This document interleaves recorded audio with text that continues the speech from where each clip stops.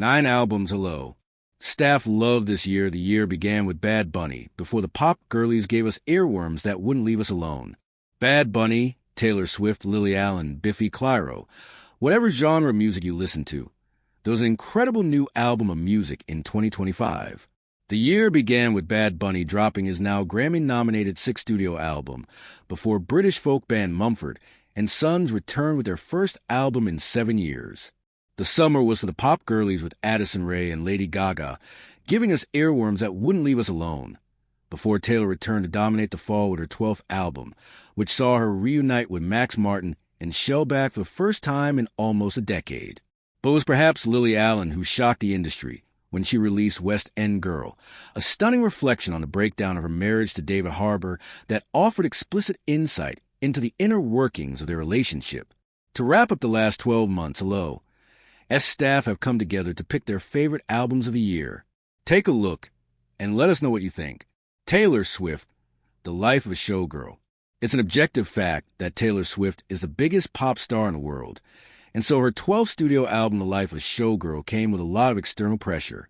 Yet in this succinct 12-track record, Taylor sheds a weight of expectations as she sings about being saved from a life of melancholy by a man who finally understands her, the fate of Ophelia, an ode to her now-fiancé Travis Kelce, finding a love she has been describing in her lyrics for years, Why Dollar Is a Dollar T, an ode to building a life with now-fiancé Travis Kelce, and breaking free of the superstition she believed in would, an ode to her now-fiancé Travis Kelce's genitalia.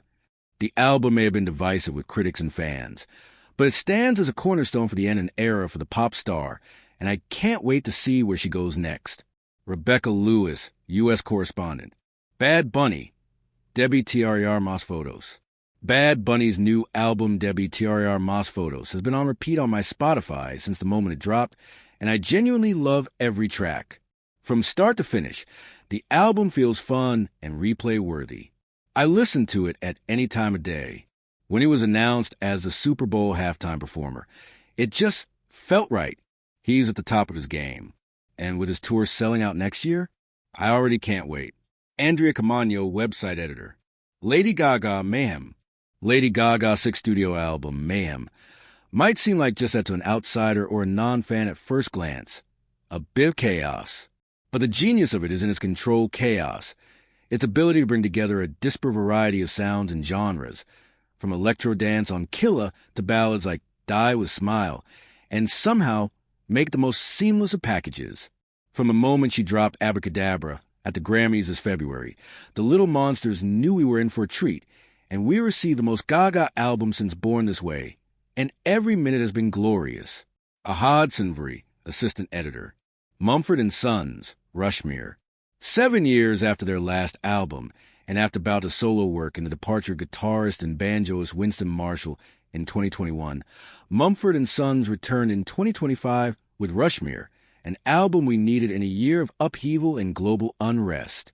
Enveloping listeners in confessional folk sounds reminiscent of their earlier work, the album was full of rousing, foot-stomping choruses and faithful optimism, reminding us why we fell in love with them in the first place.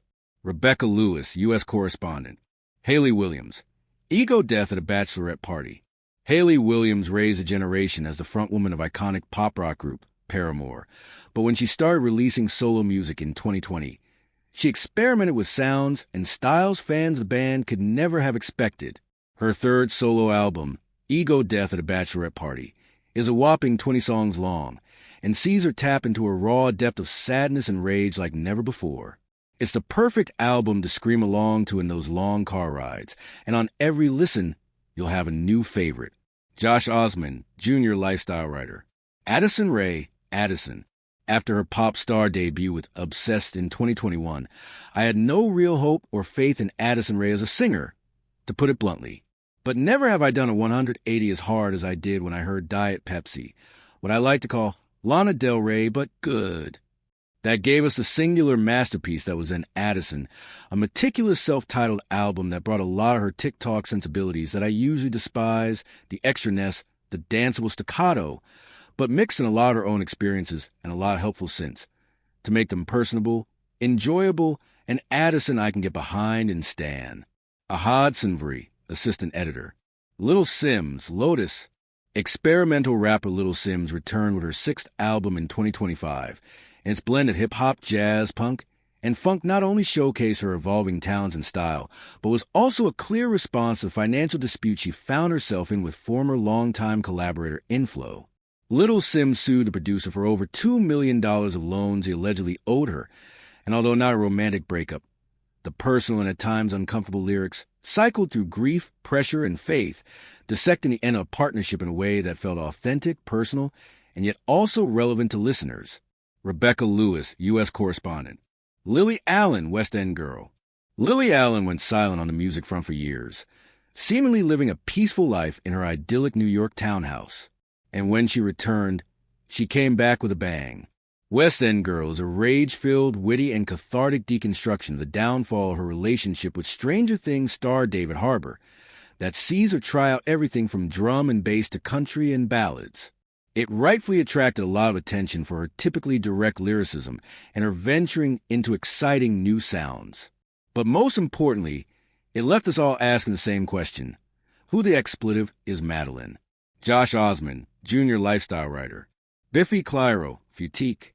Scottish band Biffy Clyro described their 10th studio album as an exploration of ideas, objects, or relationships that exist across time, traversing the band's own history across an introspective 11 tracks.